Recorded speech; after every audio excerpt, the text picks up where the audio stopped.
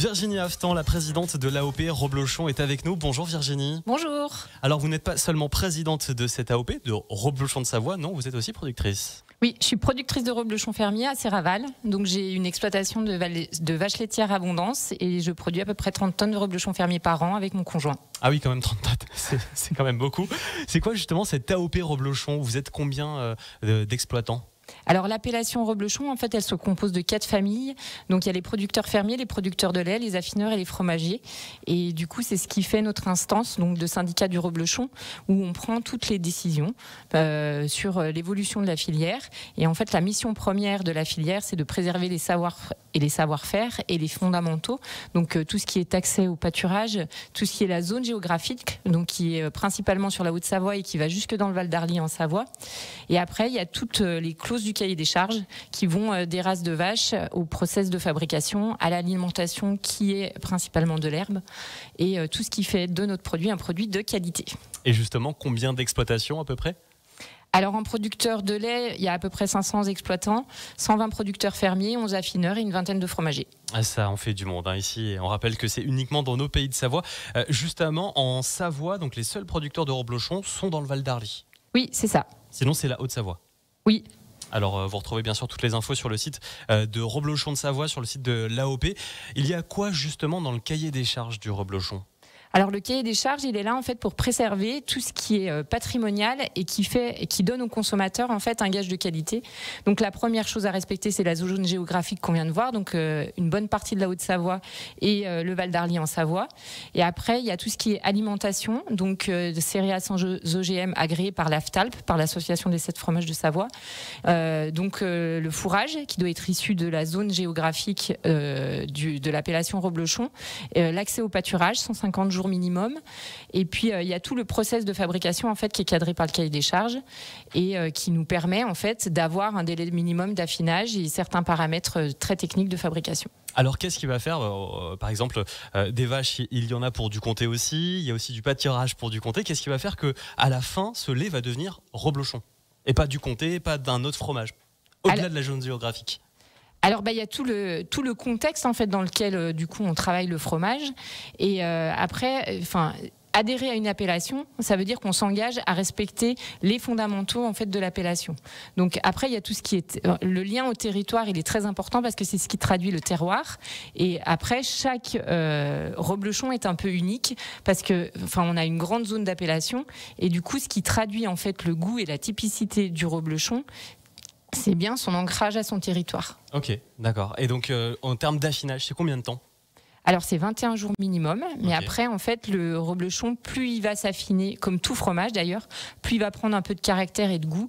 Et il est bon en fonction de comment on l'aime. Donc, on peut le tester à tout stade d'affinage pour savoir lequel on préfère. Et du coup, vous faites quoi, vous, dans votre exploitation, par exemple ? Alors c'est vrai qu'il est optimum à 3-4 semaines. Ouais. Et après, tout dépend en fait le palais qu'on a et l'éducation qu'on a eue par rapport au fromage en fait. C'est quoi qui va différencier le reblochon fermier du reblochon laitier ? Donc on appartient à la même appellation et la différence entre le fermier et le laitier, c'est que le fermier il est fabriqué à la ferme 2 fois par jour après chaque traite et le laitier il est fabriqué, il y a la traite qui est faite 2 fois par jour mais fabriquée une seule fois en coopérative. Mais par contre tout le reste du cahier des charges il est le même pour les laitiers et pour les fermiers. Alors ce sont les 2 seules variétés de reblochon ? Oui. Ok, donc si on a des goûts différents dans chaque fromage, c'est d'autres paramètres. Alors là, du coup, c'est vraiment les paramètres, la pâte du fromager, mais aussi l'ambiance des locaux. Et c'est vrai qu'un fermier en fait qui affine dans sa petite cave, le reblochon, il aura forcément d'autres saveurs en termes de croûtage. Souvent on dit qu'elles sont plus fleuries ou qu'elles ont plus le goût de la forêt, parce que c'est des petites caves en fait, je vais dire tradies, avec un peu de terre sur le fond qui crée l'humidité. Et après, en fait, en fromagerie, ce sera des plus gros volumes affinés avec des caves plus maîtrisées. Donc il y aura des goûts et des saveurs différentes. Et j'imagine aussi que selon la saison, selon ce que mangent les vaches, ça va changer bien sûr le goût du fromage derrière. Oui, alors c'est vrai quand elles sont en ration sèche l'hiver et au pâturage l'été en fait en fonction de l'altitude, du relief, du versant, il n'y a pas du tout la même végétation, donc effectivement le goût du lait en fait peut varier. Si par exemple c'est un alpage avec plein de fleurs, on va avoir quelque chose d'un peu fleuri dans le goût. Oui, tout à fait. Ça se traduit directement dans les qualités organoleptiques du produit. Oula, orga nos leptiques. Alors, c'est quoi comme vache justement pour le reblochon? Donc c'est des abondances, des tarines et des montbéliardes. Donc l'abondance et la tarine, c'est des races à faible effectif qui ont permis en fait, puisqu'elles sont rattachées en fait à un cahier des charges, ça a permis en fait de les préserver et elles sont surtout très adaptées en fait au territoire. On a des territoires en fait de montagne où il faut qu'elles aillent chercher l'herbe, qu'elles marchent, donc elles ont le gabarit adapté. Et on a aussi des systèmes structurels de montagne où potentiellement elles restent l'hiver du coup à l'abri. Donc ça veut dire qu'il faut qu'elles aient une ossature et une musculature en fait qui s'adaptent à tout changement et elles sont très adaptées à notre territoire. Et justement, un producteur de reblochon, est-ce qu'il va avoir qu'une seule race de vache ou est-ce qu'il peut en avoir plusieurs? Est-ce qu'il peut mélanger les laits de ces plusieurs races de vaches pour faire un fromage? Du moment qu'elles sont dans le cahier des charges, il peut avoir une tarine, une abondance, une montbéliarde, ça pose aucun problème. Et on peut mélanger les laits différents et on peut avoir un produit, un reblochon avec des laits de plusieurs races différentes. Oui. C'est génial. Eh ben, c'est ce qui fait aussi la richesse du fromage et du reblochon, c'est que nous on mise sur la diversité et la complémentarité des opérateurs, mais il y a aussi toute la richesse du territoire, la diversité, et ce qui fait aussi que chacun peut trouver le reblochon qu'il aime, même si le reblochon est unique en termes d'appellation.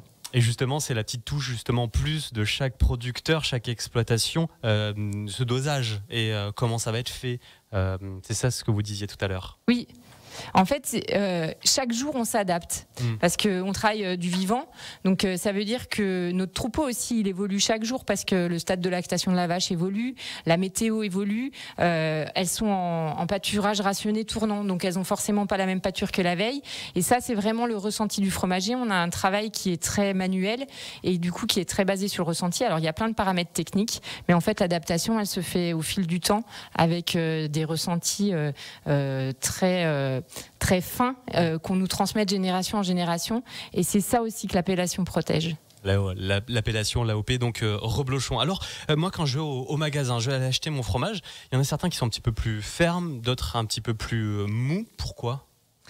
Alors ça dépend du coup de la technique de fabrication et après en fait du circuit de distribution. En fonction du circuit de distribution, les affineurs et les fromagers vont faire une pâte plus ou moins ferme pour qu'ils subissent le transport, potentiellement du report aussi. Donc c'est vrai que si vous aimez un fromage affiné à point, le meilleur circuit c'est peut-être le crémier qui va vraiment doser en fait l'affinage et le côté crémeux. Et après, c'est vrai que, en grande distribution, on aura potentiellement du coup des fromages un petit peu plus fermes, mais la meilleure façon de trouver la texture qu'on veut, c'est juste de tâter un petit peu le bord pour voir comment s'exprime le reblochon sous nos doigts. Alors, on va parler un petit peu conservation, parce que ça y est, j'ai acheté mon fromage. Ça se garde longtemps. C'est quoi le temps optimum, même si c'est un fromage, en soi on peut le garder autant de temps qu'on veut, mais c'est quoi le temps généralement comment on peut le stocker, comment on peut le garder, est-ce que ça se congèle ? Alors en principe, si vous achetez un bon reblochon, quand vous l'aurez goûté, en fait, vous l'aurez fini, donc vous n'aurez pas besoin de le conserver. Mais par exemple, je pense à toutes les personnes qui nous écoutent, par exemple sur Paris, sur Lyon, qui viennent ici, qui en achètent et qui repartent avec. Alors la meilleure façon, c'est très ancestral, c'est de le mettre dans du papier journal et dans le bac à légumes au fond du frigo, et bien penser de le sortir une demi-heure avant de le consommer pour qu'il exprime tous ses arômes. Eh ben c'est parfait, la technique du chef. Alors, c'est quoi votre rôle à Reblochon de Savoie ? Je rappelle que Virginie Haftan, vous êtes présidente de l'AOP Reblochon et de Reblochon de Savoie. C'est quoi votre rôle en tant qu'AOP ? Alors, l'AOP, en fait, elle est là pour défendre, promouvoir et faire appliquer le cahier des charges de l'appellation Reblochon. Donc, quand on adhère à une appellation, donc on est dans le cahier des charges, donc il y a un organisme de contrôle et nous on est un petit peu le maître d'œuvre que bien que le cahier des charges s'applique. Et après il y a toute la partie défense, donc c'est défense contre les usurpations, mais aussi c'est défense des opérateurs. Et c'est quand on dit défense, c'est aussi tout ce qui peut toucher à des commissions, par exemple sur tout ce qui est changement climatique et tout ça. C'est vraiment préserver tout ce patrimoine en fait qu'on a. Et après il y a tout ce qui est promotion avec une commission communication en fait qui gère toute la promotion en fait du reblochon. On doit faire attention à quoi justement quand on achète un fromage pour être sûr que ça soit du vrai reblochon de Savoie, que ça soit bien écrit reblochon de Savoie dessus? Alors c'est marqué reblochon de Savoie et après en fait il y a l'estampille en fait c'est une petite étoile rouge et jaune qui définit l'appellation d'origine protégée. Et vous m'aviez donné un exemple au téléphone avant l'interview de justement ce qu'il ne faut pas acheter. C'est quoi? C'est du fromage type type reblochon, qui du coup là est une usurpation en fait de l'identité reblochon. Alors, vous faites aussi de la promotion à échelle nationale avec des campagnes de publicité qu'on peut voir à la télé souvent. C'est aussi votre rôle. C'est exactement ça. C'est le syndicat, en fait, il a une communication qui fait de la communication nationale et de la communication locale. Alors, sur votre site, on peut retrouver plein d'idées de recettes avec le reblochon. Alors, nous, on le sait ici dans les pays de Savoie, c'est à toute saison, on peut en manger tout le temps sur reblochon. Mais par exemple, pour ceux qui viennent d'arriver, là, qui sont en train de nous écouter actuellement, qui ne sont pas forcément de la région, on peut manger du reblochon l'été.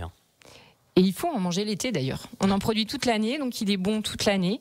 Et la meilleure façon, c'est pas que pour la raclette, c'est pas que pour la tartiflette. La tartiflette, pardon. Parce que c'est vrai qu'il a connu son essor avec ce plat emblématique, mais c'est avant tout un fromage de plateau qui se déguste nature. Et la meilleure façon en fait de l'apprécier, c'est à l'apéritif avec des épices ou une petite confiture de mirabelle ou d'abricot, et puis une bonne bière des brasseries du Mont Blanc ou pourquoi pas un bon blanc de Savoie. Et comme ça, vous avez encore faim, les papilles ouvertes, et vous apprécierez d'autant mieux le reblochon.